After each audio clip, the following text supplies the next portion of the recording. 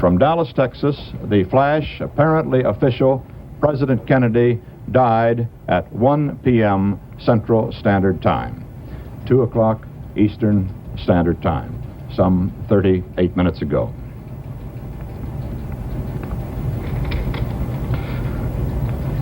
Vice President Lyndon Johnson has left the hospital in Dallas, but we do not know to where he has proceeded.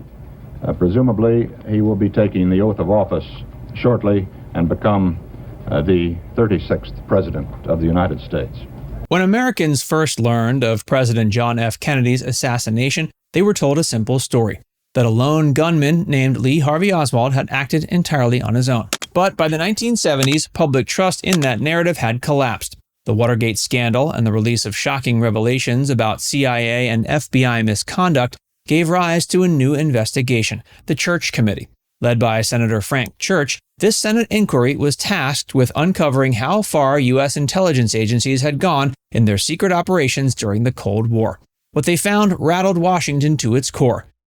Behind closed doors, the committee confronted evidence suggesting that the truth about JFK's death might be far darker and more entangled with intelligence operations than the government wanted anyone to know. The Shadow of Distrust. Do you have any people being paid by the CIA who are contributing to a major circulation American journal? We do have people who submit pieces to American journals. Do you have any people paid by the CIA who are working for television networks? This, I think, gets into the kind of getting into the details, Mr. Chairman, that I'd like to get into in executive session. By the time the Church Committee was formed in 1975, America was steeped in paranoia and disillusionment. The Pentagon Papers had exposed government lies about Vietnam, and the Watergate scandal had revealed corruption at the highest levels. Trust in institutions had eroded, and many Americans were demanding answers about the murky power of intelligence agencies. The Senate responded by creating the Select Committee to study governmental operations with respect to intelligence activities, known simply as the Church Committee. Headed by Idaho Senator Frank Church, the committee's mission was to investigate decades of secret activities by the CIA, FBI, NSA, and IRS. What began as a broad inquiry into surveillance and covert operations quickly became something more alarming. The committee's early findings revealed illegal spying on American citizens, plots to assassinate foreign leaders, and covert programs that manipulated the press and public opinion. But the specter of President Kennedy's assassination loomed over everything. For years, rumors had persisted that the CIA might have been connected to Oswald in some way. The Warren Commission's official report had concluded that Oswald acted alone, but new evidence, much of it uncovered by journalists and whistleblowers, suggested the CIA had withheld crucial information. The Church Committee could no longer ignore it.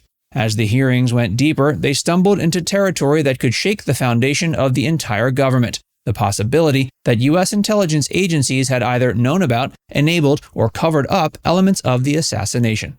Inside the hearings, senators were confronted with classified files revealing years of covert U.S. operations, many of them involving assassination plots. Frank Church himself described the CIA's behavior as, quote, a rogue elephant on the rampage. But when the topic of JFK's death came up, the tone changed. Staffers noted a palpable fear among the senators.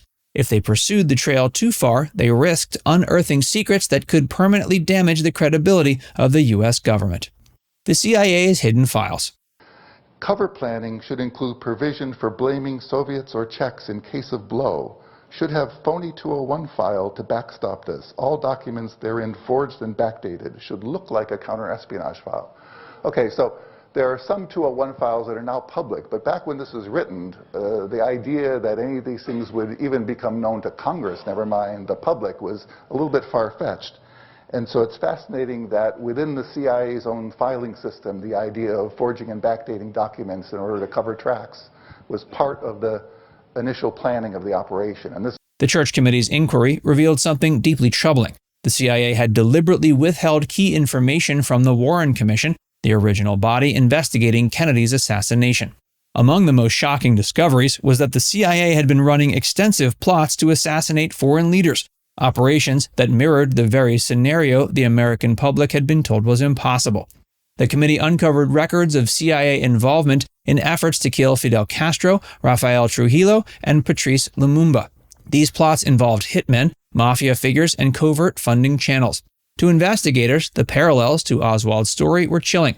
Here was proof that the U.S. government itself had a long history of orchestrating assassinations, and yet it expected Americans to believe that such an act could never happen on home soil. One of the most disturbing revelations involved the CIA's handling of Oswald's file. The agency admitted it had monitored him for years, especially after his defection to the Soviet Union in 1959. Yet, when Oswald returned to the U.S., the CIA supposedly lost track of him, a claim that defied belief. Internal memos showed that Oswald's activities, including his pro-Castro leafleting and contact with known intelligence assets, were flagged by multiple departments. But none of this information had been shared with the Secret Service or the Warren Commission in 1963. During closed sessions, committee staff pressed former CIA officials about these omissions. Some deflected, others claimed ignorance, and a few hinted at deeper secrets buried within the agency's walls. There were whispers of operational interest in Oswald before the assassination, suggesting he may have been a part of an intelligence operation gone wrong. But these leads were never followed to completion. The Church Committee ultimately stopped short of declaring CIA complicity in Kennedy's death, though the evidence raised questions they could not safely answer.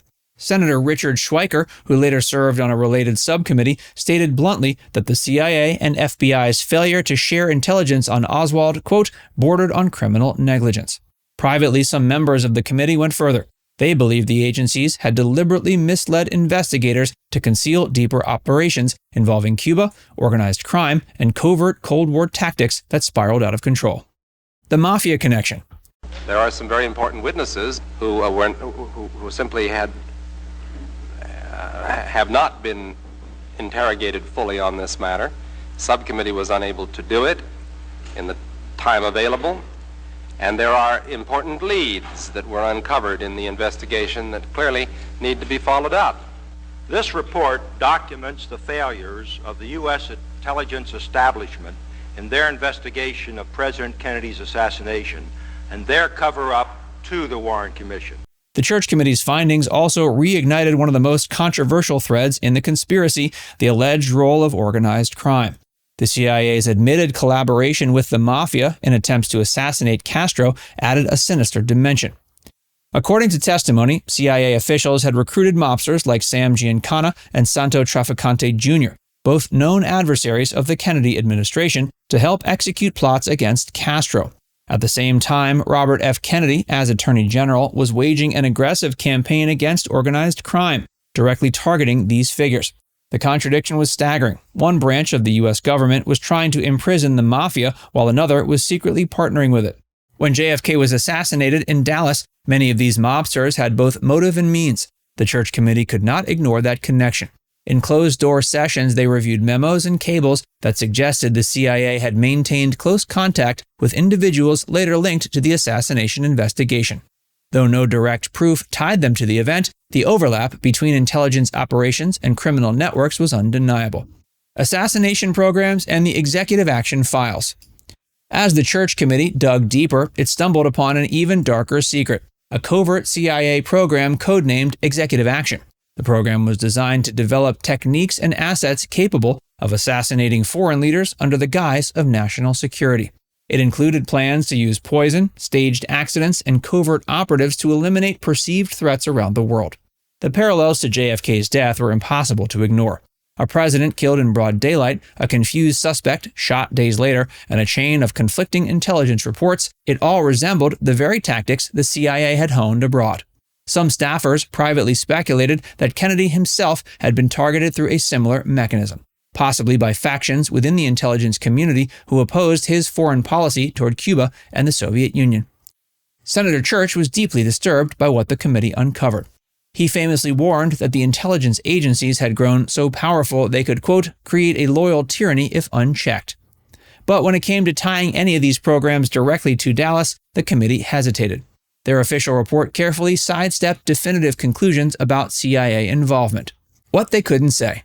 And then you have another revelation, the third one now, to say that there are some intelligence abuses out there, and Congress doesn't seem to know much about them. Yes, we did have relationship with Mr.